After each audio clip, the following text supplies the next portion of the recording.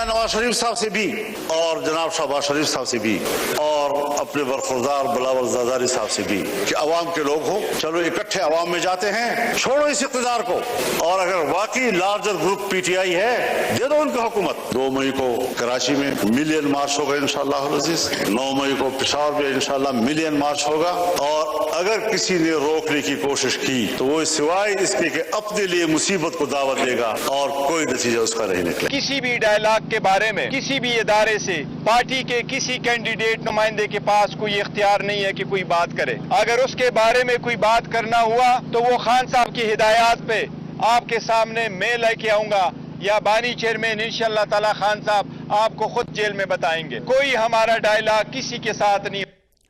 बिस्मिल्लाहिर्रहमानिर्रहीम। लाखों करोड़ों दरूद नबी अकरम सल्लल्लाहु अलैहि वसल्लम पर और उनकी आल पर। हमारे साथ जो इस वक्त मेहमान तशरीफ़ रखते हैं वो इंतहाई अहम मेहमान है। इनकी अपनी एक राय है और राय हमेशा इनकी बड़ी मुसल्लम और बड़ी तगड़ी होती है। अली मोहम्मद खान साहब हमारे साथ तशरीफ़ रखते हैं। पाकिस्तान तहरीक इंसाफ के साथ इनका ताल्लुक है। 2 बड़े इशूज़ हैं।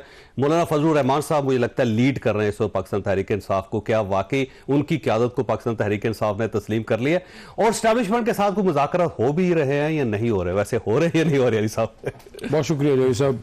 बिस्मिल्लाहिर्रहमानिर्रहीम। अल्लाहुम्मा सल्लि व सल्लिम मुबारिक अला सय्यिदिना मोहम्मद व अला आलि मोहम्मद। देखें, बहुत बड़ी एंटिटी है पाकिस्तान तहरीक इंसाफ, मुल्क की सबसे बड़ी जमात है।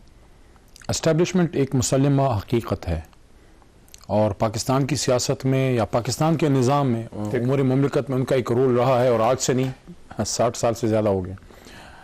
1958 से अगर आप हिसाब लगा लें। बाज़ाब्ता मुज़ाकरात तो मेरी इन्फॉर्मेशन में नहीं है कि हो रहे हैं, लेकिन मैं ये नहीं कहूँगा कि कहीं ना कहीं कोई बात हो रही या नहीं हो रही। हो सकता है हो रही हो, क्योंकि अगर इतनी बड़ी एंटिटी है, मुल्क की सबसे बड़ी जमात है और इतनी बड़ी ताकत है, तो कहीं ना कहीं हो सकता है कोई बात हो। मुझे नहीं पता, ठीक, लेकिन गट फीलिंग है कि हो रही है। मुझे नहीं पता, हो सकता है, ठीक, होनी चाहिए कहीं ना कहीं पॉलिटिकल फोर्सेस के बीच में, एक मुल्क के मफाद के लिए आप। लेकिन मुज़ाकरात सिर्फ पॉलिटिकल फोर्सेस के साथ होंगे, पार्लियामेंट के प्लेटफॉर्म से, आइन के अंदर। और नुकात क्या होने चाहिए?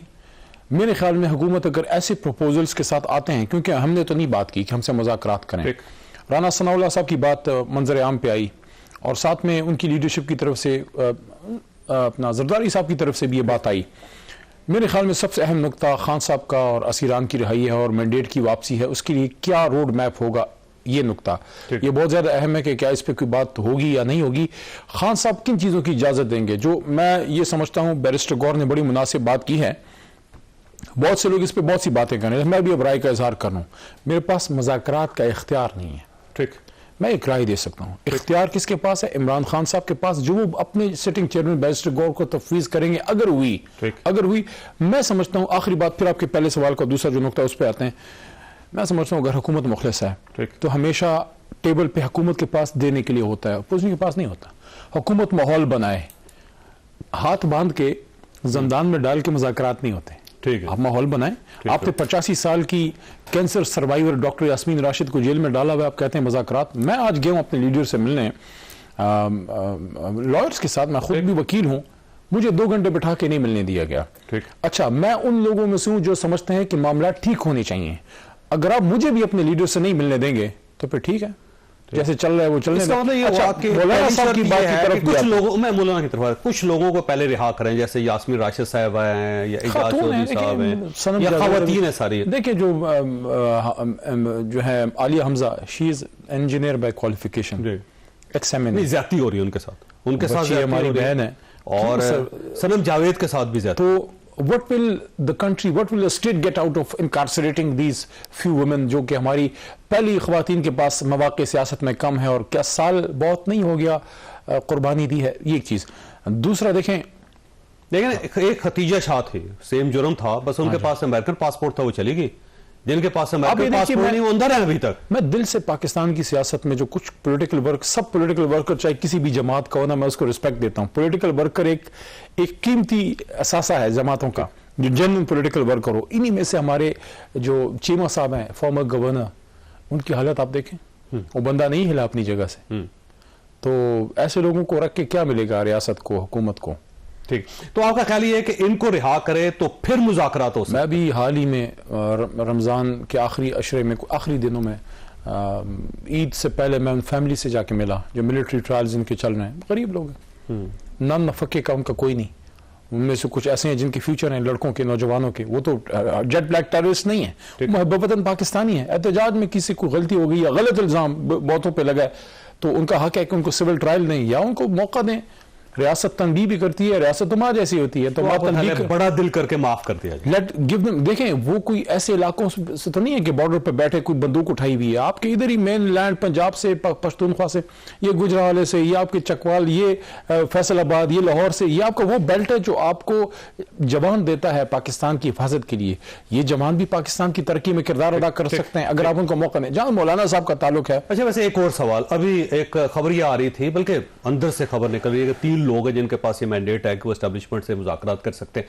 अली अमीन गंडापुर साहब हैं, उमर अयूब साहब हैं, शिबली फराज साहब हैं, तो ये वाकई 3 के पास मैंडेट है कि वो राब्ता कर लें? फितरी बात है मेरे ख्याल में। एक तो रियासती इकाई के हेड हैं गंडापुर साहब, और दूसरे सिटिंग चेयरमैन हैं, और उमर अयूब साहब जनरल सेक्रेटरी हैं। मेरे ख्याल में बेहतरीन चॉइसेस हैं, और ये कर ले तो अच्छी बात। गैप खत्म होना चाहिए दरम्यान। मैं तो जेल से निकलने के बाद, शाह साहब कुरैशी साहब जेल अभी नहीं गए थे, मैंने ये बात कोर कमेटी में रखी थी कि मामलात को ठीक करना चाहिए ताकि अगला इलेक्शन जब हो तो धांधली की शिकायत ना हो, मुल्क को आगे जाना चाहिए, उसके लिए मामलात ठीक हो। इमरान खान साहब बाहर हैं, वो कोई दहशतगर्द तो नहीं है। एक आदमी मुल्क का वज़ीर आज़म रहा है। आप देखें, you been covering Pakistani politics for a long time, पिछले 50-55 सालों से, मतलब मेरी तो उम्र से भी ज्यादा उनकी खिदमत है इमरान खान साहब की इस मुल्क की। आने दें इमरान खान साहब को बाहर आने दें, ठीक है, ताकि वो मुल्क के लिए किरदार अदा करें। देखें, खान साहब के बाहर आने से क्या होगा, टेम्परेचर डाउन होंगे, बेचैनी खत्म होगी। लेकिन अगर आप सड़कों को गर्म कर लेंगे, दोबारा जलसे होंगे, दोबारा जुलूस होंगे, दोबारा रैलीज निकलेंगी, फिर वही 9 मई मुझे आपके पड़ोस में हमने बेशुमार जलसे किए हैं, जलसा हो जाएगा, लोग आके जलसा करके चले जाए। उनके जज्बात होते हैं, वो अपनी बात सुन के, लीडर की बात सुन के खुश खुश घर चले जाएंगे। जब आप अपने लीडर को नहीं उनसे मिलने देंगे, फ्रस्ट्रेशन है नीचे, बहुत रैंक्स एंड फाइल में बहुत फ्रस्ट्रेशन है। देखें, मैं समझता हूं कि मुल्क तब आगे बढ़ेगा जब आप जैसे माइंड काम करेंगे और इन्वेस्टमेंट आएगी, फैक्ट्रियां बनेंगी, नए नए ब्रांड्स आएंगे, फैक्ट्रियां, इंटरनेशनल ब्रांड्स इधर आए, लोग बाहर से जो है फॉरेन एक्सचेंज यहाँ पे आए, एक इन्वेस्टर कॉन्फिडेंस बिल्ड हो, लोगों को लगे कि Pakistan is the happening place जहां पैसा डालो। लेकिन वो कब होगा? अगर हम गुत्था होंगे, पॉलिटिकल स्टेबिलिटी नहीं होगी, will you have any economic stability? आप खुद इन चीजों को देखते हैं, कोई शख्स किसी ऐसी जमीन पे इन्वेस्ट करता है रियल एस्टेट में जो झगड़े की जमीन हो? नहीं करता ना, जब तक वो बदमाश खुद ना हो। सही बात। तो कोई शरीफ आदमी पाकिस्तान में तब तक प्रॉपर इन्वेस्टमेंट लेके नहीं आएगा जब तक उसको ये ना लगे कि यहाँ पे पॉलिटिकल स्टेबिलिटी है। इमरान खान जैसे फॉर्मर प्राइम मिनिस्टर को अगर उसको कोई रूल ऑफ लॉ की कवरेज नहीं है, उसको कोई सहूलत नहीं है, किसी और को कौन ट्रस्ट करेगा निजाम पे? अच्छा, मौलाना फजलुर रहमान साहब अब लीड कर रहे हैं और ऐसे लगता है पाकिस्तान तहरीक इंसाफ उनके पीछे चल रही है और 9 मई को जलसा कर रहे हैं मौलाना, मिलियन मार्च पेशावर के अंदर, और मेरी इतला ये है कि पाकिस्तान तहरीक इंसाफ की गवर्नमेंट सपोर्ट करेगी उनको वहां पे, मौलाना को। तो ये पीछे चल पड़े मौलाना के आप? तहरीक इंसाफ तो एक शख्स के पीछे चलेगी और उनका नाम इमरान खान है, बाकी हमारे एलाइज हैं। और मैं समझता हूं कि मौलाना साहब ने अब मेरे ख्याल में एक बड़े तवील अरसे के बाद वो सियासत शुरू की है जो उनको बहुत पहले करनी चाहिए थी, कि वो बात करें जो अवाम चाहते हैं।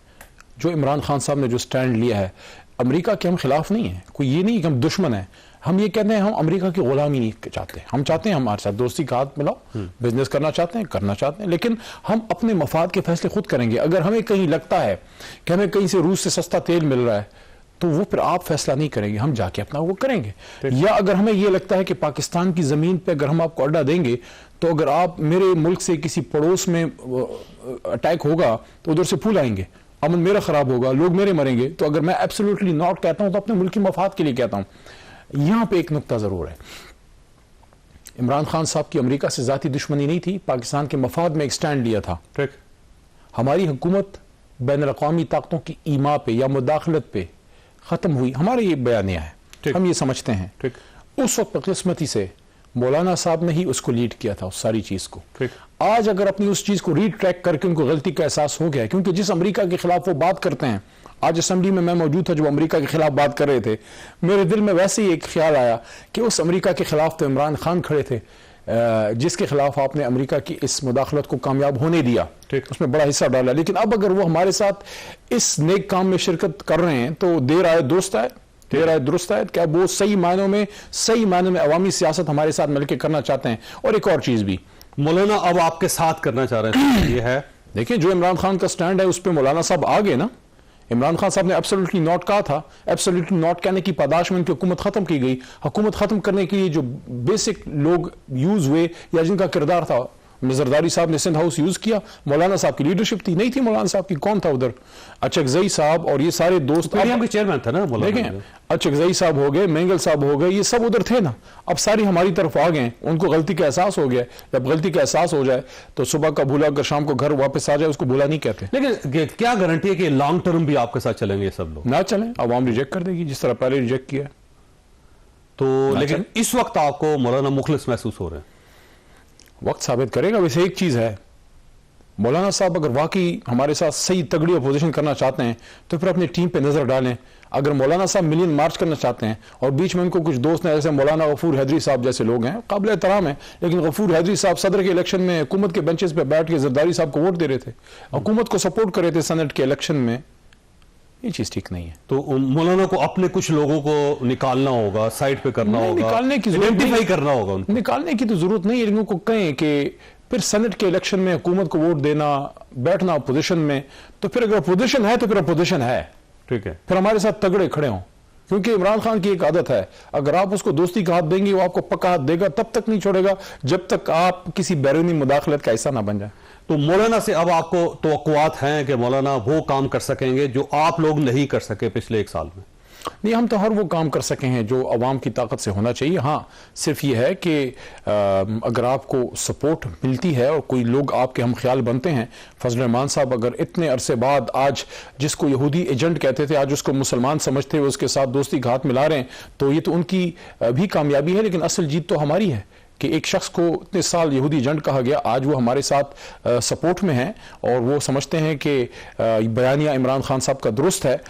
मेरे ख्याल में ये विन विन सिचुएशन है। सियासत में कभी भी जातियात पे बात नहीं होनी चाहिए, कभी एक दूसरे के मजहब को हम सब मुसलमान हैं यार, हमें कोई गैर मुस्लिम नहीं है, खुदा न खास्ता, मतलब है गैर मुस्लिम है हमारे मुल्क में बेशुमार है, लेकिन एक दूसरे को, एक मुसलमान को यहूदी एजेंट कहना गलत है। उसी तरह वो भी गलत है जो हमारे प्लेटफॉर्म से उनके बारे में एक गलत लफ्ज यूज होता है। पिछले दिनों भी हुआ ना, कभी मैंने यूज नहीं किया, हमेशा डिस्करेज किया। जब कभी मैं खुद जलसा करता था, जब कोई मेरा जलसा होता था, नीचे से नारा लगता था, मैं कहता नहीं। वैसे हम दलील से बात करेंगे, हम दलील से बात करेंगे। खुद ये कहते थे, आपको शायद याद नहीं। सब ने देखें, अब थिंग्स चेंज। जिस तरह मौलाना साहब ने बिल आखिर इमरान खान साहब को मुसलमान मान लिया, यहूदी एजेंट नहीं है, तो हमने भी ये चीज ठीक की है। देखिए सियासत में इखलाकियात होनी चाहिए। तो आपने भी मौलाना को एक्सेप्ट कर लिया? देखिए मौलाना साहब एक एंटिटी है, रियलिटी है, उनका एक किरदार है, काबिल एहतराम है, बावजूद बेशुमार इख्तलाफात के। आज पहले भी काबिल एहतराम थे, आज भी काबिल एहतराम। लेकिन ये ज़हन में रखें कि उन्होंने, आप का क्लेम है कि उन्होंने गवर्नमेंट गिराई थी, वो आपके खिलाफ जलसे करते थे, वो एक लॉन्ग मार्च लेके आए थे इस्लामाबाद आपकी गवर्नमेंट के खिलाफ, और आज वही लॉन्ग मार्च वो आपके साथ किसी और के खिलाफ लेके आ रहे हैं। तो जब आपको फायदा हुआ तो आपने एक्सेप्ट कर लिया, जब आपको बुरा लग रहा था आप एक्सेप्ट कर रहे थे, और बाकायदा पुलिस खड़ी की थी आपने उनके साथ में। चौधरी साहब, अगर हम किसी चीज पे समझते हैं कि हम हक पे हैं और कोई शख्स माजी में हमारे खिलाफ था, आज अगर वो हमारे एक प्रिंसिपल स्टैंस को सपोर्ट कर रहा है तो हम उसको, उनका तल्ख माजी हमें याद नहीं दिलाना चाहिए। ठीक है, हमारे पास वो आ गए, आज वो समझते हैं कि इमरान खान का स्टैंड सही है, तभी खान साहब की सपोर्ट कर रहे हैं ना। आज वो एब्सोल्युटली नॉट को सही समझते हुए हमारे पास आ रहे हैं ना। अगर वो समझते हैं कि इमरान खान का एब्सोल्युटली नॉट गलत था तो फिर उनको हमारे पास नहीं आना चाहिए। तो इसका मतलब है कि हक की जीत हुई है। सही बात। और एक और भी चीज़ है, मैं ये भी समझता हूँ कि पाकिस्तान की सियासत में मजहबी तबके का बड़ा रोल है। अगर मजहबी तबका अपना किरदार मजबूती से सही तरीके से इस्तेमाल करे, मैं समझता हूँ कि हम मिलकर पाकिस्तान में बड़ा काम कर सकते हैं। लेकिन अगर मौलाना कल गवर्नमेंट के साथ शामिल हो गए, इस गवर्नमेंट के साथ शामिल हो गए, तो फिर क्या करेगा? देखिए, he will pay the political price. ताल्लुक फिर भी रहेगा, सलाम दुआ रहेगी, लेकिन ही पे अपना वो सियासी कीमत चुकाएंगे। ठीक। अच्छा फरमाइए, हामिद रजा साहब ने आज ऐलान किया है कि हम सबको असम्बली से इस्तीफा दे देना चाहिए क्योंकि 3 महीने से हम इमरान खान साहब को रिहा नहीं करवा सके और ये फेलियर है, इस फेलियर को तस्लीम करके हमें अवाम में जाना चाहिए। तो जाती राय है, पार्टी की राय है, या उनकी पार्टी की राय है? उनकी जाती राय है। मैं समझता हूँ मोमिन एक सुराख से 2 बार नहीं डसा जाता। एक गलती हम पहले कर चुके हैं, असेंबली नहीं छोड़ी चाहिए थी। ठीक। असेंबली छोड़ने के बाद हम सिस्टम से बाहर हुए और बहुत नुकसान उठाया, तकलीफ से गुजरे, पार्टी के वर्कर ने कीमत चुकाई, लीडर को तकलीफ पहुंची, लीडर को गोलियां लगी, लीडर जेल में गया, आधी पार्टी टूटी। अगर हम सिस्टम पार्लियामेंट में रहते तो शायद हो सकता है कि बहुत जल्द ये हुकूमत ही ना रहती। ठीक, 2 महीने बाद आपकी गवर्नमेंट होती में भी हो सकता है, लेकिन अब वो कहते हैं ना कि it's very easy to become wiser in hindsight. अब हम कहें कि यार ऐसा होता ऐसा ना होता, लेकिन तज्जिया तो कर सकते हैं। तो मेरे ख्याल में वो एक गलती थी, बहुत से लोगों की राय थी कि ना जाएं, कुछ लोगों की थी, कुछ चंद की थी कि जाएं। उसमें भी एक नुकता था कि यार अगर आप इसमें पार्लियामेंट में रहेंगे तो उस निज़ाम को लेजिटिमेसी मिलेगी जो आधी रात को आया है। लेकिन मेरे जैसे लोगों का नुकता ये था कि नहीं, हमें अपना मोर्चा नहीं छोड़ना चाहिए। एक ही तकरीर थी ना जिसके बाद एक टेम्पो बना था, तो हमें मैदान में रहना चाहिए। मैदान में रहेंगे तो आप परफॉर्म कर सकेंगे। तो आज अगर वही गलती दोबारा खुदा ना खास्ता होती है तो ये पॉलिटिकल सुसाइड होगा मेरे ख्याल में, और ये उन लोगों की ख्वाहिश पूरी होगी जो चाहते हैं कि तहरीक इंसाफ नामी जमात और तहरीक इंसाफ के फेसेस पार्लियामेंट में ना रहें। जिन लोगों ने कोशिश की कि किसी भी तरीके से पीटीआई को पार्लियामेंट में आने से रोकें, उसके बावजूद अवाम की ताकत से 90 से ज्यादा बंदे हमारे आ गए। अब वो शायद चाहेंगे कि रोक तो नहीं सके, अब किसी तरीके से फिर वापस बाहर निकालो। तो मैं समझता हूं कि तहरीक इंसाफ को बिल्कुल ही गलती नहीं करनी चाहिए। We should remain in centre, हमें वहां रहना चाहिए, हमें अपनी बात करनी चाहिए। ये किसी की जागीर नहीं है, ये अवाम की अमानत है और अवाम के वोट से आए हैं और ये अवाम की अमानत है। अली महमूद खान साहब, आपका बहुत बहुत शुक्रिया। खासा यहाँ पे छोटी ब्रेक ले रही है और ब्रेक के बाद हम पैनल के साथ वापस आएंगे।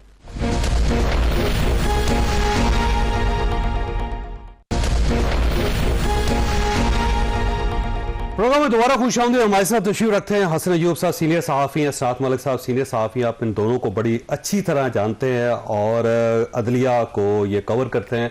आज जस्टिस बाबर सत्तार साहब की अदालत में बहुत कुछ हुआ, ऐसा कुछ हुआ जो इससे पहले कभी देखा नहीं गया। ऐसा लगता है कि जैसे इस्लामाबाद हाई कोर्ट पाकिस्तान के सारे इदारों के साथ लड़ना चाहती है, यहाँ पे सारे इदारे उनके साथ लड़ना चाहते हैं। हो क्या रहा है अंदर अदलिया में, वो सारी चीज़ें हम इनसे पूछेंगे।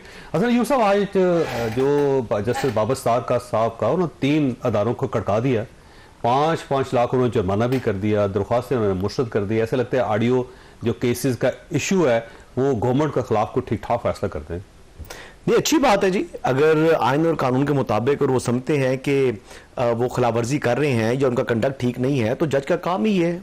अपनी अथॉरिटी मनवाना जज का काम है, अवाम को तहफ़्फ़ुज़ देना जज का काम है। जुडिशल एक्टिविज्म नहीं होना चाहिए, लेकिन इनकी आज की जो कार्रवाई है मेरे ख्याल के मुताबिक इसमें कुछ थोड़ा सा आंसर जुडिशल एक्टिविज्म का दिखाई दिया है। अच्छा, दूसरी बात यह है कि जज साहब जिन्होंने खत लिख दिया जिसमें उन्होंने कहा जी कि इंटरफेरेंस हो रही है अदालतों के काम के अंदर, तो क्या ही अच्छा होता कि ये मोअज़्ज़िज़ जज साहब एक ये और बाकी जो 5 हैं वो इसी तरीके से जो है अपने इख्तियारात इस्तेमाल करते और उनको क्वेश्चनेबल करते। लेकिन ये ना करके उन्होंने खत लिख दिया, वो उनकी बड़ी कमजोरी जो है वो जाहिर हुई। लेकिन आज तो कमजोरी नजर नहीं आई, कमजोरी को तहरीर के अंदर ले आए कि हम कमजोर हैं, तो फिर उसके बाद में ये करना मेरे ख्याल से मतलब ये ओवर डूइंग कर गए। आई बिलीव कि अगर उनको कहा गया जी कि आपने देखिए मामला कहां से स्टार्ट हुआ, ठीक है, मामला तो स्टार्ट ये हुआ से हुआ नहीं, मामला तो स्टार्ट हुआ पीछे से चले ना, ये एमपीओ के ऑर्डर के ऊपर फिर उन्होंने कहा कि मैं ये कर दूंगा, मतलब उन्होंने उनके खिलाफ डिप्टी कमिश्नर और एसएसपी ऑपरेशन इस्लामाबाद को उन्होंने सजा दे दी जी। अब सजा दे दी, ठीक है, वो सरकारी मुलाजिम है और उनके खिलाफ अगर कार्रवाई बनती है ज़ाब्ते के मुताबिक तो ठीक है, आपने कर भी दी। उसमें भी अगर आपको किसी ने अप्रोच किया और आपने बात नहीं मानी तो अच्छी बात है। तो अब ये देखना ये है कि जज साहब के अपने मुतल्लिका जो एक इन्होंने प्रेस रिलीज भी जारी की कि जी जज साहब के खिलाफ एक जो है वो कैंपेन चल रही है, मुनज़्ज़म मुहिम चल रही है, उनको उनकी करार 2 दिन से वैसे चल रही थी, उनकी फैमिली की इंफॉर्मेशन लीक कर दी गई और उनका ग्रीन कार्ड लीक कर दिया गया। हाँ, लेकिन क्वेश्चन देखिए ना, वो फैसल वाडा साहब ने 2 दिन पहले जो है ना वो प्रोग्राम के अंदर सवालात भी उठाए हैं। उन्होंने कहा जी कि क्या उन्होंने डिक्लेयर किया था अपना ग्रीन कार्ड, तो ये कुछ सवालात हैं। और फिर मैं तलत हुसैन साहब का भी जो है व्लॉग में देखा कि वो कह रहे हैं कि 2 ड्यूल नेशनैलिटी होल्डर्स हैं। तो अगर साकिब निसार साहब ने तमाम डिवीजन्स के सेक्रेटरीज को तलब किया था, मेरे सामने मुझे याद है, उन्होंने कहा जी कि शाम 5 बजे तमाम की तमाम डिवीजन्स के वफाकी सेक्रेटरीज कमरा अदालत number 1 supreme court of Pakistan में पेश हों और ये ड्यूल नेशनैलिटी होल्डर्स जो है वो नहीं रह सकते, तो ब्यूरोक्रेट नहीं रह सकता। तो बात ये है कि फिर जजेस के ऊपर वो चीज अप्लाई नहीं होती। लेकिन अभी वो साबित नहीं हो रहा ना जी कौन से नहीं, दो जज। ड्यूल वैसे है। मलिक साहब ये फरमाइएगा, ये वैसे कोई लड़ाई शुरू हो गई है, क्या हुआ? देखिए, इससे पहले मैं ये बताता चलूं कि ये मामला 2018 में सुप्रीम कोर्ट ने ही रिपोर्ट मंगवाई थी और उन्होंने 2 जजेस के नाम भी रिवील कर दिए थे। ठीक है। एक सिंध हाई कोर्ट के जज हैं जस्टिस के आगा, ठीक। उनके बारे में उनको ये कहा गया कि जी आपको जज बनाएंगे, इससे पहले आप अपनी नेशनलिटी रिनाउंस करें। उन्होंने कहा जी अगर मैंने जज बनने के लिए नेशनलिटी रिनाउंस करनी है तो मैं नहीं करूंगा। ठीक है। इनकार कर दिया। ठीक। फिर भी उनको जज लगाया गया। ठीक। और कानून में कहीं भी नहीं है कि जी जज के लिए ड्यूल नेशनल जो है वो ना हो। ठीक। ये पार्लियामेंटेरियन के लिए, जज के लिए नहीं है। ठीक। इसके अलावा एक लाहौर ब्यूरोक्रेट्स के लिए भी नहीं था। लाहौर हाई कोर्ट के एक जज के लिए और साकिब निसार साहब, लाहौर हाई कोर्ट के कौन से जज? अब मुझे उनका नाम नहीं है, एक वो है। और उन्होंने तो बल्कि ये कहा कि सुप्रीम कोर्ट में, अब ये भी नहीं, साकिब निसार साहब ने ओपन कोर्ट में कहा कि सुप्रीम कोर्ट के एक जज की स्पाउस जो है वो भी ड्यूल नेशनल है। तो वो क्योंकि कोड ऑफ कंडक्ट में तब्दीली नहीं आई तो जज जो है, जज पे कदगन नहीं है कि ड्यूल नेशनलिटी, ये कोई ये नहीं है।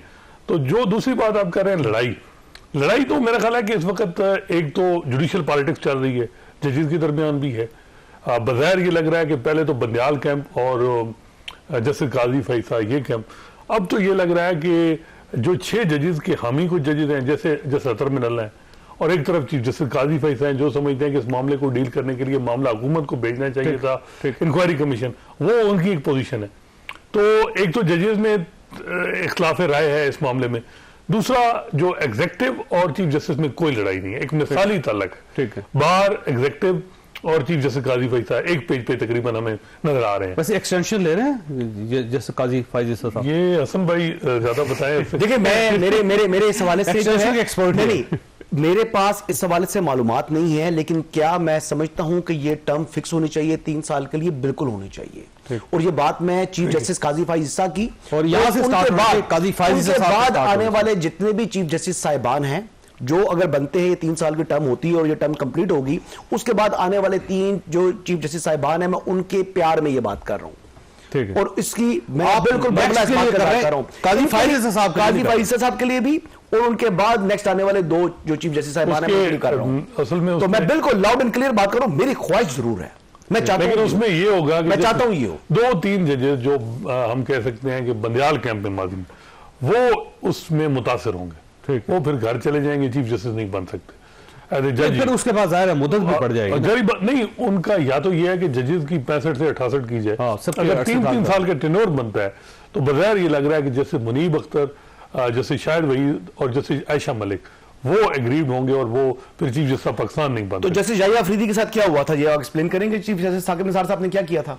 देखिए, वो तो उन्होंने बिल्कुल खुलकर बात करो। नहीं, वो तो किया, उनको पहले ले आए जैसे मुनीब 20 दिन, हाँ सर, 20-22 दिन पहले लेकर आए ताकि उसी और 2 साल की उनकी seniority as a chief justice वो टर्म खा गए उनके। 2 साल चीफ जस्टिस, बतौर चीफ जस्टिस उन्होंने काम करना था, वो टर्म खा। लेकिन वो असद साहब इस टाइप के काम होते रहते हैं हर इदारे के अंदर पाकिस्तान में, लेकिन जुडिशरी के साथ होना चाहिए। नहीं, पाकिस्तान में हो रहा है वैसे, पता नहीं बदकिस्मती है या खुशकिस्मती है, पता नहीं क्या, लेकिन होता रह रहा है। अच्छा, ये फरमाइए बोले साहब, आपके पास सवाल छोड़ के जाना है कि अगर ये ऑडियो केस में कोई फैसला हो जाता है, वो स्टेट के खिलाफ फैसला हो जाता है, तो फिर स्टेट कहां खड़ी होगी, अदलिया कहां खड़ी होगी? छोटी ब्रेक को ब्रेक के बाद दोबारा जरूरत।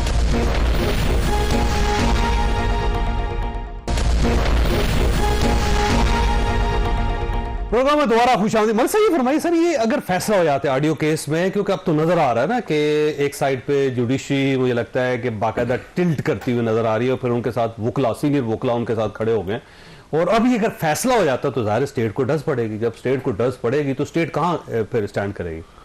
देखिए, मेरा नहीं ख्याल कि एस्टैब्लिशमेंट और अदलिया की लड़ाई इस न्याय तक पहुंचेगी। माजी में भी इस तरह का मामला रहे, लेकिन आखिर में फिर कोई ना कोई सीज फायर होता है। इस दफा भी चांसेस हैं, ऐसी बात नहीं है कि एक तो अदलिया में वो एक यूनिटी नहीं है, वहां भी मुख्तलिफ आ रहा है। तो ये और दूसरा जो हाई कोर्ट का फैसला है ना, वो हम देखते हैं कि ये फैसले ज्यादा रिवर्स हो जाते हैं, सस्पेंड हो जाते हैं। अभी आपने डीसी की हवाले से सजा हुई और 2 दिन महीने बाद सस्पेंड हो गया, अब वो फिर वही काम कर रहे हैं। तो मेरा ख्याल है कि ये फाइनल फैसला सुप्रीम कोर्ट का ही होता है।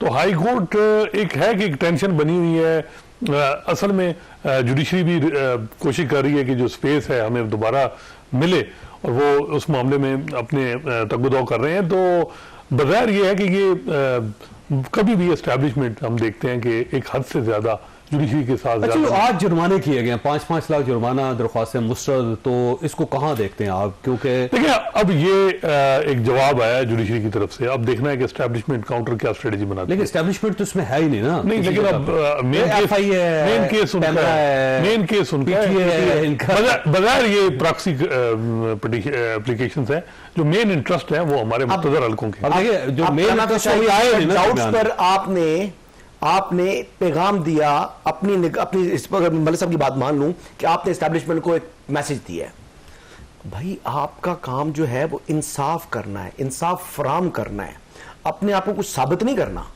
ये आपका काम नहीं है। माजरत के साथ आपका काम है, ठीक है, एप्लीकेशन डिसमिस कर दी, फिर अपने पैगाम देने के लिए फाइन किए हैं। अच्छा, उन्होंने कौन से अपने पॉकेट से देनी है? वो तो मेरे पॉकेट से जा रहे हैं।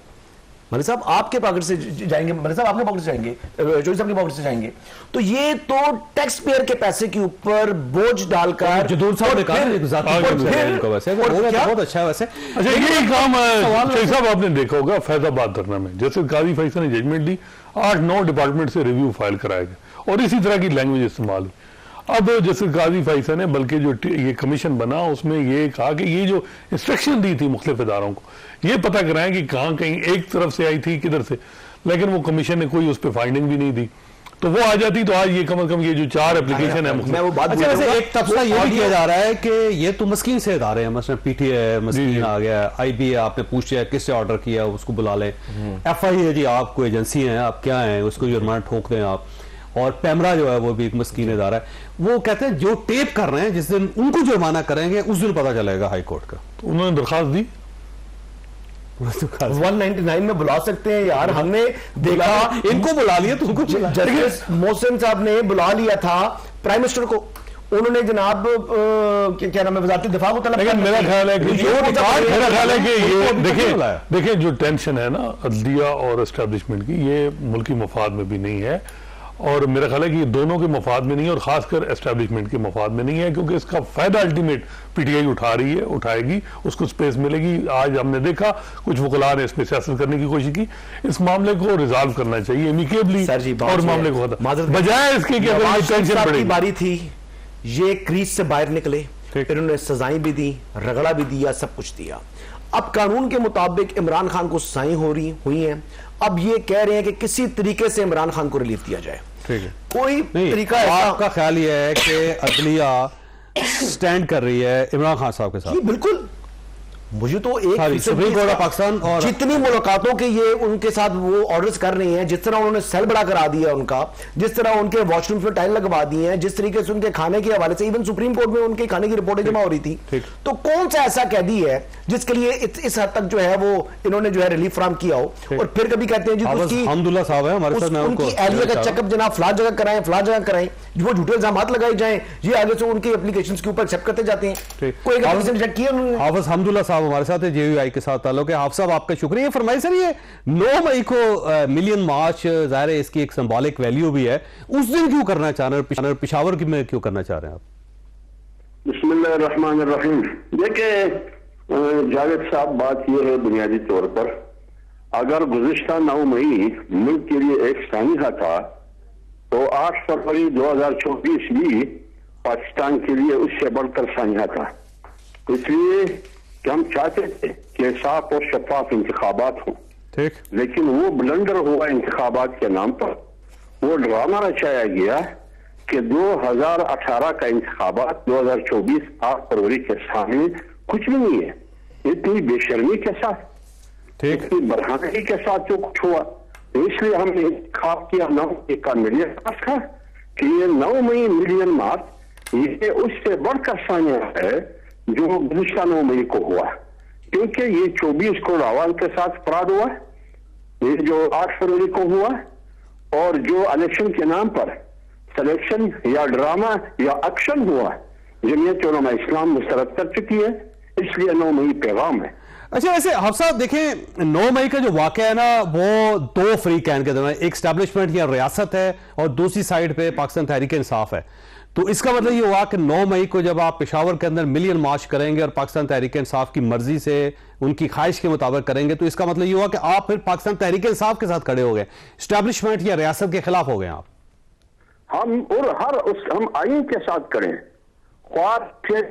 आइन के साथ कड़ी नहीं की। अगर आज वो आइन के साथ कड़ी, हमें कोई इतराज नहीं है। हम आइन के साथ कड़ी है, हम जमहूरियत के साथ जमीयत उलमा इस्लाम कड़ी है, पार्लियामेंट की सुप्रीमेसी के साथ। आज पार्लियामेंट यरगमाल है, आज आइन यरगमाल है, आज तमाम सियासी पार्टियां शरीयत यरगमाल है। आप चाहिए एक पूरा 18 और 19 ग्रेड का ऑफिसर चला रहा है, असेंबली उनके अंडर कंट्रोल में है। कहां जमहूरियत? मौलाना ने ये बात की, कहां है आइन? जमहूर और जमहूरी कुव्वतें कहां करी है और नाजिदा कुव्वतें कहां करी है? मुझे बताएं। इनसे पूछे केपीके की असेंबली जो है वो भी इस तरह बनी है, वजूद में ही है। अच्छा, वैसे ये सवाल है आप साहब, ये हसन अयूब साहब का सवाल है कि केपीके की जो असेंबली है वो भी दूसरे इन्हीं इलेक्शनों में बनी है और वो आपके लिए एक्सेप्टेबल? वो मौलाना साहब ने वजाहत की। मौलाना साहब ने कहा कि अगर फर्ज कर ले कि 8 फरवरी को हमने पाकिस्तान तहरीक इंसाफ को वोट दिया है तो फिर मुल्क तहरीक इंसाफ के हवाले कर दे। अगर मौलाना ने ये कहा, ठीक, लेकिन अगर वहां भी दांधली हुई है तो फिर वो दांधली पीपल्स पार्टी भी तस्लीम कर ले, ये दांधली पीएमएल भी तस्लीम कर ले और पीटीआई भी तस्लीम कर ले। अच्छा हसन, वैसे आखिरी सवाल है आपसे सर, देखें जब 9 मई का वाकया हुआ था तो आपकी पार्टी ने उसकी मजम्मत की थी, बल्कि फरवरी तक आप उसकी मजम्मत करते रहे और आप ये कहते रहे कि इनको सजा क्यों नहीं हो रही और जल्दी सजा होनी चाहिए। और अब आप 9 मई को पाकिस्तान तहरीक इंसाफ के साथ मिलकर एक मिलियन मार्च कर रहे हैं, तो इसका मतलब आपकी पॉलिसी में शिफ्ट आई है? फिर नहीं, कोई बात नहीं। 9 मई का वो बयान नहीं आता। 9 मई को जो कुछ हुआ आज भी हम उसकी मजम्मत करते हैं, लेकिन उस बयानिए को 8 फरवरी को रिजेक्ट किया गया। उस बयानिए को जब लिहाजा जो बयानिया 9 मई को दिया गया वो क्यों रिजेक्ट किया गया? इसलिए कि आवाम ने आपके बयानिए से इत्तेफाक नहीं किया। ठीक, तो फिर सच झूठ कौन है? वहां तक मेरा जलसा है, मेरे जलसे में ये सिर्फ जमीयत उलमा इस्लाम की प्लेटफॉर्म से है। अगर कोई और सियासी आना चाहते हैं हम दरवाजे बंद नहीं करेंगे। ठीक हो गया साहब, आपका बहुत बहुत शुक्रिया। खासा आप ब्रेक लेकर ब्रेक के बाद दोबारा जरूर।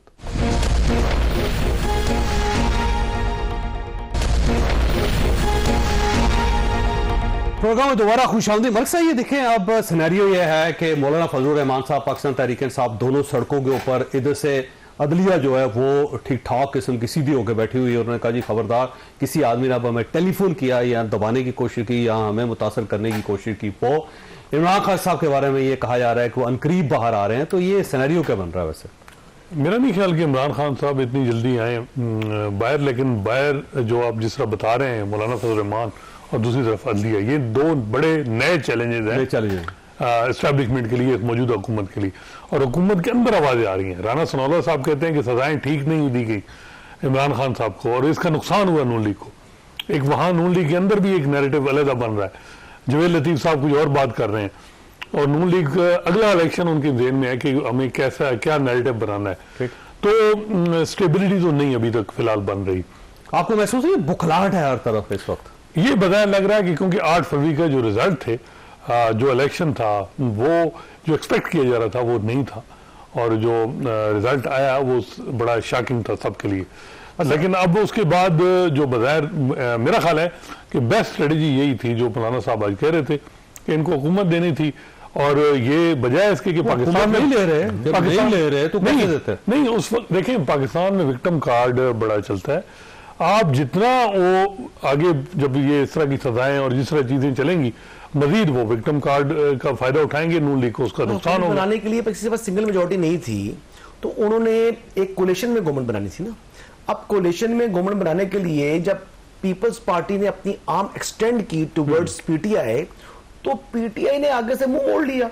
उन्होंने कहा जी हम आपके साथ आज भी इनकार कर रहे हैं। जी आज भी कह रहे हैं, वो आज भी कह रहे हैं ना मुज़ाकरात एस्टैब्लिशमेंट से हो सकते हैं। अच्छा ये देखें ना, अब जमहूरियत कमजोर है। एक तरफ ये बात करते हैं कि मुल्क में जनाब जमहूरियत मजबूत नहीं है। जमहूरियत खाक मजबूत होना है जब आपके अपने लोग कहें जी कि हमने डीजीआई से और चीफ आर्मी स्टाफ से बात करनी है, हमने सियासी लोगों से नहीं बैठना। जब सियासतदान बैठते हैं तो बंद गली से रास्ते निकाल लेते हैं।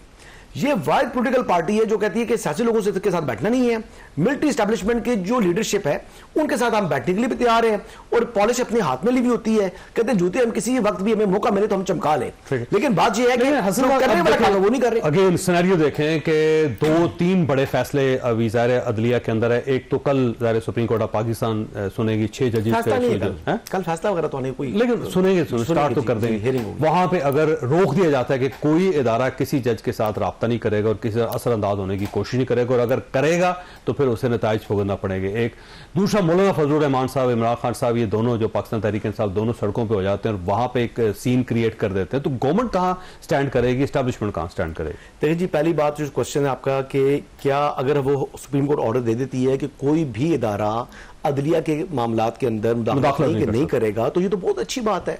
इंडिपेंडेंस ऑफ जुडिशरी क्या है? यही है कि अदलिया आजादी के साथ अपने फैसले करे, और जो करने वाला काम है वो इमरान खान साहब को जेल में नहीं रखा जा सकेगा? क्यों नहीं रखा जा सकेगा? उनके बड़े सॉलिड केसेस हैं, ये तो थोड़ा हेस्ट के अंदर जो हुआ है, ट्रायल हुआ है, दोबारा मैक्सिमम क्या कह देंगे, रीट्रायल कर दें, तो रीट्रायल करेंगे तो उनको रिहा कर देंगे। तोशा खाना के अंदर क्या हुआ, साइफर के अंदर क्या हो रहा है, इद्दत के निकाह के अंदर क्या होगा, 190 मिलियन पाउंड का केस है, वो बेल लगी हुई है, वो तो बेल चल रही है ना, 190 मिलियन में तो बेल है, तो अभी तो वो ट्रायल उसका कंप्लीट होना है। 190 मिलियन का केस कंप्लीट नहीं हुआ, ट्रायल होगा, हाईकोर्ट आएगी पाकिस्तान तहरीक इंसाफ नहीं। अब हाई कोर्ट जो है वो इंडिपेंडेंटली काम करे ना। इंडिपेंडेंस ऑफ जुडिशरी ये नहीं है कि आपने किसी को जो है वो फेवर देनी है।